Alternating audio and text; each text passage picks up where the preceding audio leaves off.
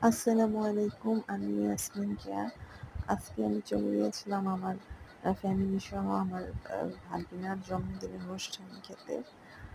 আজকে আমার ভাগিনার জন্মদিন গেল। তার আজকে ৪ বছর পূর্ণ হলো। তার অনুষ্ঠানে আজকে আমরা চলে গিয়েছিলাম। এখানে খাওয়া-দাওয়ার পর্ব চলছে। ১ম এ আমরা খাওয়া-দাওয়া সেরে নিয়েছিলাম। আমার ছোট মেয়েকে আমি খাইয়ে দিচ্ছিলাম। আর এই যে দেখুন এখানে কাটিং এর পালা, কেক কাটিং। সবাই মোমবাতি ফুদিয়ে নিভালো, তারপর কেক কাটবে এখন।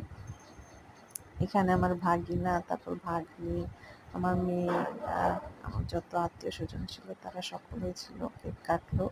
এই যে আমার বড় মেয়ে, সে কেক খেতে খুব ভালোবাসে। সে কেক খেলো। এটা আমার ছোট মেয়ে।